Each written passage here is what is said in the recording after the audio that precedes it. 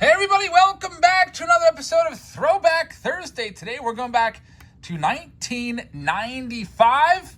We're going to open up this box of Collector's Choice. Back then, could have grabbed this box for $13.99. I think now I looked on eBay and these are going for about 50, 60 bucks. The best card you can find in 95 Collector's Choice is the Michael Jordan. That's what we're looking out for. I think he's got actually two cards in the 95 set. That's card number 238 and card number 500. So let's see what we can find here. Thank you very, very much for joining us. I hope everyone has had a very pleasant start to their Thursday. We're just about ready to get started here with this video. Open these up. We've got basketball tonight, so we'll be heading off to basketball and lots of fun stuff this evening. I'm also hopeful that I can get an auction in. The auction will probably start just a little bit later tonight. Hey, we got two of the gold, or not the gold, but the silver autos in there, which is pretty nice. So usually our auctions start around like 9. I think we'll start a little bit later. And man, Upper Deck just loves to torture me. They're doing it again with the cards flipped every which way, 1991 Upper Deck style. That's the boxes that I feel like I noticed it the most. There's Will Clark, Kevin Apier, and National Pack Time. Pretty cool little promotion right there. You could send in some wrappers. I think I actually did that. Sent in wrappers and got a special National Pack Time set sent to me way back in 1995. Future Foundation card, Kareem Garcia. Looks like maybe you get actually 2 in every pack. Now that I look at the pack wrapper, it does say you get 2 of those silver signature cards in every pack. We're looking for Michael Jordan in here. There's Yvonne Rodriguez. Or check that, A-Rod, Alex Rodriguez. Nice card right there. A-Rod, 696 home runs. Will he ever get into the Hall of Fame, though? Probably, I don't know. He definitely deserves to be there based on the stats, but, you know, a lot of people think that he shouldn't be because he cheated. He did have the longest ever suspension, I think, right? In Major League Baseball history. There's Ben Grieve. I was a big Ben Grieve guy back in 95. I was like, this guy's going to be the next phenom. Well, I was wrong about that. I think 95, I was just really bad at picking my prospects. It was all about Ben Grieve and Jose Rosado. Both ended up being just, you know, I don't want to call them busts because they made it to the big leagues, but they didn't end up being the next big thing. There's Dave Justice with the silver foil signature. Mark Ferris never panned out. Look at this, Phil Leftwich. That's an interesting card right there. I feel like I need to set that aside and give that one to my brother. I feel like he likes weird cards like that with crazy pictures. We got Brett Barbary and Carlos Delgado. Great player right there. Man, he should be in the Hall of Fame, I think. Looks like Joe Mauer is going to get in this year. Sure does look like it. Joe Mauer is, I think, currently polling at 82%. There's Armando Benitez. He only spent about half his career at catcher, Joe Mauer. Then he went to first base, and he wasn't all that great when he went to first base. Juan Acevedo right there. Offensively speaking, didn't have nearly the numbers that most first basemen put up, but looks like he's going to get in. I think that Carlos Delgado will probably get in as well someday down the road. Mike Vicina right there. There's a Hall of Famer. We got Juan Guzman. Everybody liked Juan Guzman back then. We've got Manny Lee, and last but not least, a Danny Bautista. This box, by the way, is a PC rip for me, so hopefully I'm hoping to get a nice Michael Jordan silver signature card in my collection. We'll see if it happens. Card number 500 or card number 238. Let's see if we can get him. MJ, that's what we need. Not too many notable rookies in 1995 to go after besides that Michael Jordan. Of course, most of you, I would say almost all of you, probably know who Michael Jordan is. The greatest basketball player of all time in my book. There's Jose Canseco. Some people would argue and go on their LeBron rants or whatever, but I don't even think it's much of a comparison. There's Gary Sheffield. He's on his last year of eligibility for the Hall of Fame. I think that he should be in the Hall of Fame. Harold Baines is in there. Why not Gary Sheffield? I know because of the whole steroid thing. Gary Sheffield actually admitted to taking steroids twice, but he said that he did it unknowingly. It was just given to him. He was told, here, take this. It's it's an arthritic balm, and he took it, and at least he admitted to it. There's other guys that have thoroughly denied it while they probably did it, you know. I would like to see Sheffield in there. Definitely one of the most feared players of the era. Look at this. Mail in for update cards. What is this? Fernando Valenzuela. There's some weird text on this card. Oh, trade this card for 11 new Collector's Choice cards of the hottest players. That's pretty interesting right there. And maybe that's why they picked such an oddball picture of Fernando Valenzuela to get all of our attention. There's Jose Lind. I think that's Jose Lind's final ever card. Lind was my brother's favorite player when he was growing up. When we first got into baseball cards, I was all about Andy Van Slyke. My brother was all about Jose Lind.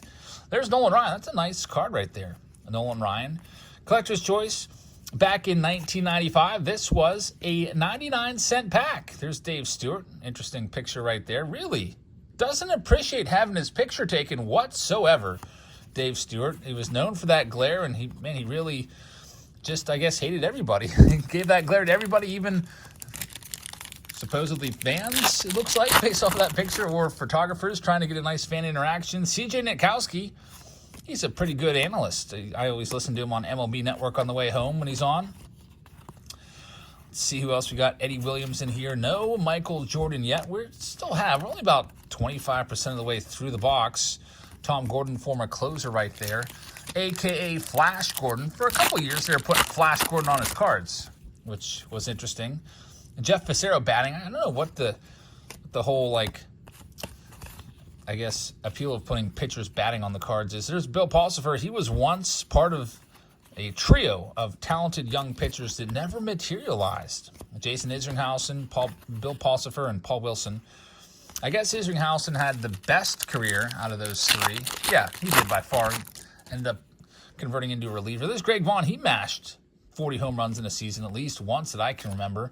Ruben Sierra, look at that leg kick, man. I believe, if I'm not mistaken, I bet you I did that leg kick out in the backyard a few times. The Ruben Sierra leg kick.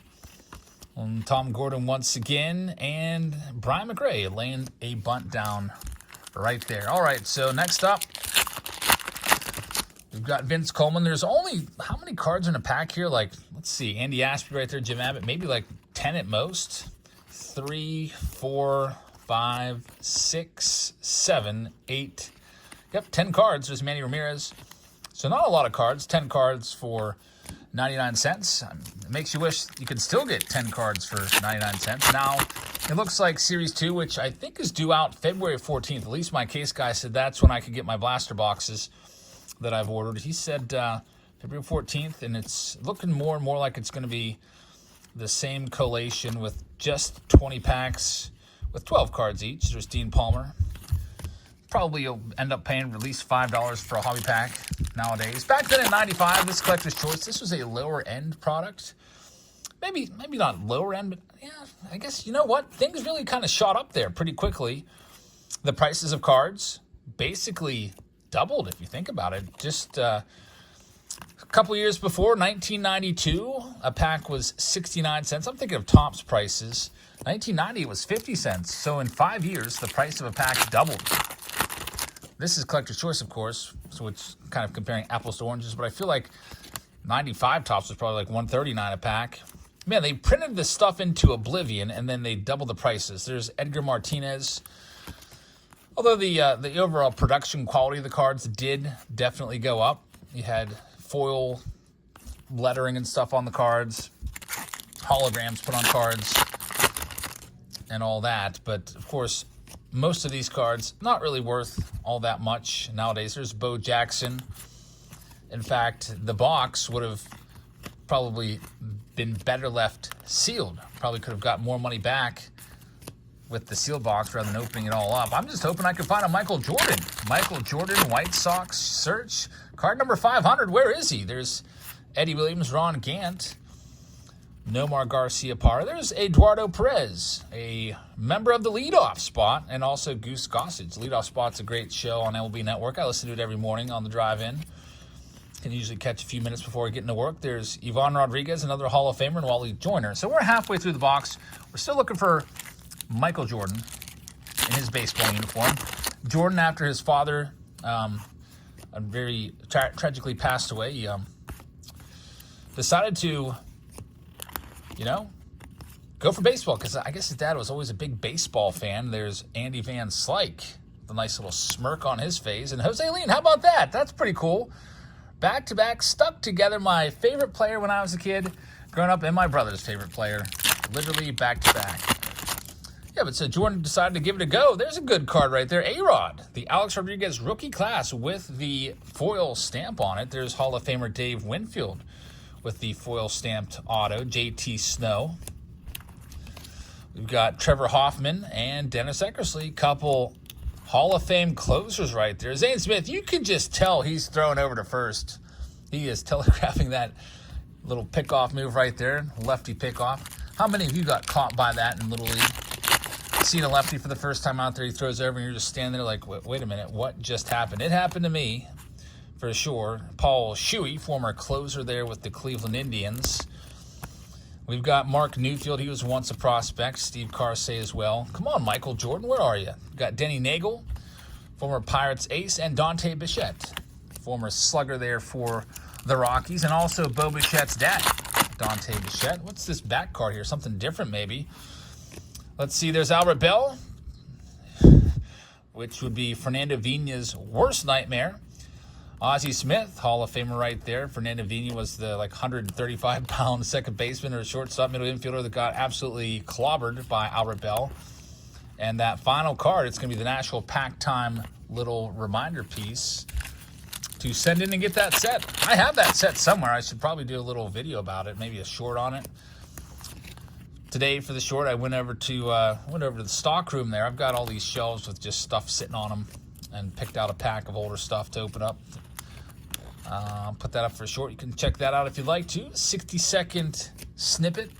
Those shorts are pretty nice. I am now 4 for 4. My New Year's resolution was to get one done every day. So far, so good. We got the gold right there. So John Patterson gold foil, which is much tougher to find, apparently, because that's the only one that I've noticed that we've found like that so far. Joe Carter right there. There's Terry Pendleton. Mail in for update cards, 564 to 574. I don't know what those 11 cards are.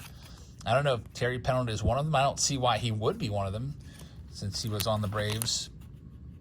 Already in that picture, there's Alan Trammell, who is in the Hall of Fame. And why is Lou Whitaker not in the Hall of Fame?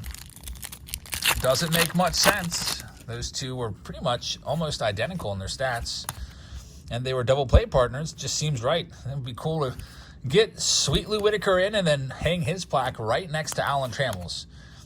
And they can just be side by side for all eternity, just like they were during their playing days. Look at that, a double dose of Big Mac. Mark McGwire in his throwback uniform. And there is his silver You Play the Crash the Game card, which I guess you collect their card and see if he hits a home run on that day. And then you send in a check and you get a really cool set.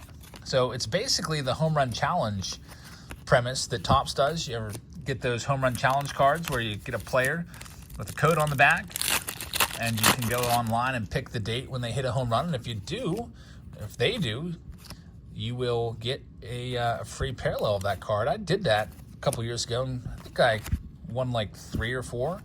Had a stack of maybe 20 cards and got them all in at the end of the season. Greg Jeffries, there's Charlie Hayes, Key Brian Hayes' father, Charlie Hayes, 1996 World Series champion, caught the last out of that World Series. Ricky Bonas, who would go on to have a long career as a bullpen coach. He's probably still a bullpen coach somewhere, maybe still with the Mets. I don't even remember. Got Kirk Gibson there, Paul Wagner here, and a Marvin Freeman there. Another National Pack Time pack, and we have about maybe 9 packs left in this video. Thanks once again for joining us, everybody. Still looking for MJ here. Cards number 238 and 500, and we haven't found him yet. There's a lot of cards in this set. I think it's a 500 card set, and we haven't hit either. I thought we'd get at least one. What is there? 360 cards in this box. Thought the odds were pretty good. But we are running out of time to find a Michael Jordan. Brett Boone. Hey, look who it is! MJ Michael Jordan. That's exactly the card that I wanted. A Michael Jordan autographed silver foil auto card right there. There he is. Card number 500 of the set. Having his picture taken. The greatest of all time. Michael Jordan for basketball. Love this card. This is, I think, the first time I've ever pulled this card that I can remember. I think I had the base card, but not the parallel. There he is, Michael Jordan, taking off. He was a speedster, too. He only hit 202 in his only year in the minors at AA Birmingham, but he did steal a good bit of bags. I think he may have stolen over 30 bases. Michael Jordan, such a great athlete. He didn't play baseball for years, like probably over a decade since high school, and then he just goes and hops in Double A and still hits 200, still has a bunch of bags. That's really, really tough to do. I think eventually he realized, like, okay, I could stick with this. I could probably make the major leagues at some point as maybe like a fourth or fifth outfielder, and that'd be cool and stuff. But, you know, I'm so good at basketball, I should just do that. And he eventually would go back to basketball instead of just being struggling to hang on. It's a really, really awesome card right here. I love this card, so I can't believe we found that. I was thinking we weren't going to get it. Michael Jordan comes out on this Throwback Thursday. There's Sweet Lou Whitaker. We were just talking about him earlier.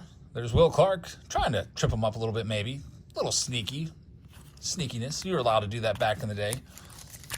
Just maybe slide wide of the bag, throw a leg out there, and hope they fall over it. He's not trying to hurt Lou Whitaker there. Oh no, I hate this card. This is the worst card I've ever seen. Why haven't I seen this card before? This is the moment that my heart broke for the very first time in my life. 1991 NLCS, 92 NLCS, where Sid Bream scored the game-winning run. Francisco Cabrera, who's literally some bum that... Francisco Cabrera, does anyone even know that name outside of Braves fans? He was some backup scrubby guy, and he hit a little single into left field. Barry Bonds was playing like way off the line and too deep, and Barry Bonds came up with a throw up the line. LaValliere grabbed it, tried to tag him there. Did he get his foot in there before the tag? I still say no. He can't convince me, but man, that hurt. Sid Bream too, a former Pirate, and it was really, really tough for me because Sid Bream was my first ever autograph when I was a kid. When I was like 9 years old, there's Ricky Henderson. I sent Sid Bream a nice letter, said, I really, really like you as a player and all this stuff, and you're awesome and whatever, I don't know. And Sid Bream sent me back a picture of himself with a little note and an inscripted Bible verse, and I think that's probably still somewhere to this day, maybe up in my childhood bedroom. Well, within my childhood belongings. We've since moved, but it's got to be somewhere. That's something that I would not throw away. First ever autograph is Sid Bream, and then he goes and has to be on the enemy, the Atlanta Braves, and break my heart. The Braves would beat us in 91 and 92. The Reds beat us in 1990. Hey, Derek Jeter, nice. I forgot about this card, the Derek Jeter rookie class. Now, it's not technically considered a rookie. His rookie card is 1993. But the rookie class card is a sweet one as well. So I'm stoked about that, Michael Jordan. That is a very, very nice pull. There's the crime dog. Fred McGriff has finally gotten into the Hall of Fame last year after a prolonged wait. Very much well-deserved. Hey, we've got Dave Need. The Need for Speed. I don't know why I remember that. Some dumb article about Dave Need. He was such a touted prospect with Atlanta. They couldn't fit him on their 40-man roster or whatever, so he was left on unprotected because, 1995, look at the Braves rotation. They were just loaded with a bunch of Hall of Famers in there, and Dave Need was left off, and he was, I guess it was 93 he was left off because 1993, the Rockies were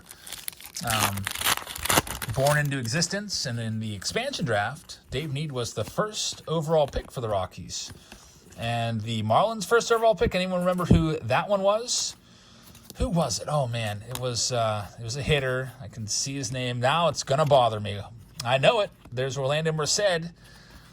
One of my favorite games I ever invented was the game Orlando Merced and stuff. We've got John Smiley, the next one right there. We've got What's the Call? Juan Gonzalez.